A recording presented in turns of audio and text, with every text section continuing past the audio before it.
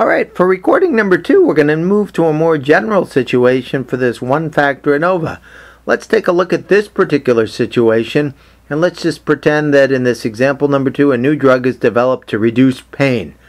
So the idea is we give this drug to people and see if it does reduce their pain. It's a 1 to 10 scale on pain. A lower score would mean less pain.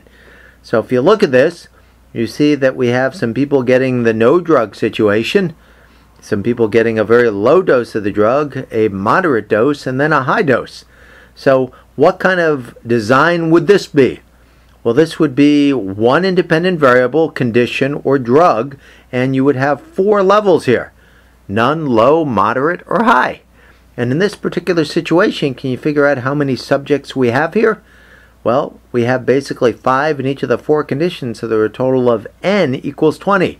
So in this situation, one independent variable, 4 different levels, so this is a one-factor ANOVA, one independent variable, and 4 levels. You couldn't really do a bunch of t-tests on this because that would get a little bit unruly pretty quickly here. So you wouldn't do that.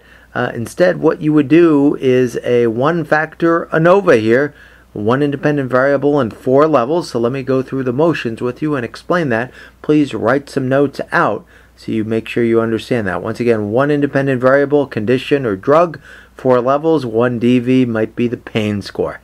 One factor ANOVA because it's one independent variable and 4 levels in this case. Take a look at the descriptive information.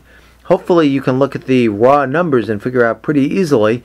No drug 76543, the mean is 5. 65432, the mean is 4. 54321, the mean is 3 there, and 111, the mean is 1 there. Standard deviation wouldn't take too much work to figure out the sums of squares there, and then figure out the standard deviation from that divided by n minus 1 square root. Notice what it says for the high dose situation, the number labeled 4. Notice what it says there for the variance there. It says 0. Can you figure that out? Yeah, if all the scores are the same, there's no variance there. That's going to actually help the ANOVA situation. So now let's actually go down to the ANOVA situation and make sure you understand what this table is actually saying to you. Once again, between group variance, within group variance. What you would basically have to do here is you'd have to get the grand mean for this thing, and I don't know, let's see. 5, 4, 3, 1. So what do you got? 9, 10, 11, 12, 13 divided by 4. You basically have to take each group mean minus the grand mean and square it and multiply it times 5. So sums of squares between group. Remember, we want that number to be large.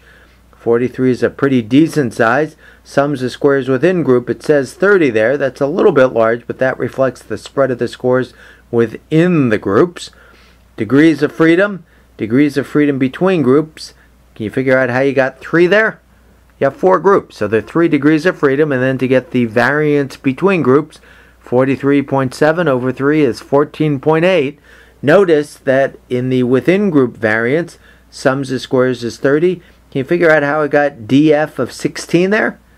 Well, if there are 5 people in each of 4 groups, 4, 4, 4, and 4, that's 16 degrees of freedom. So notice what happens to the variance within group. It goes down to 1.8, so that's very good news, a very low error amount there.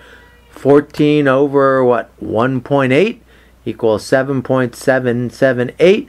P equals 0.002. See if you can write that out in the ANOVA APA way. F of 3 and 16 equals da-da-da. What's the real world conclusion? Well, this is an interesting part. The real world conclusion here is a little bit unique. You know that there is a statistically significant effect, but the problem is you don't know where it's actually occurring. So I'm going to stop this recording now and then get on to the next little bit.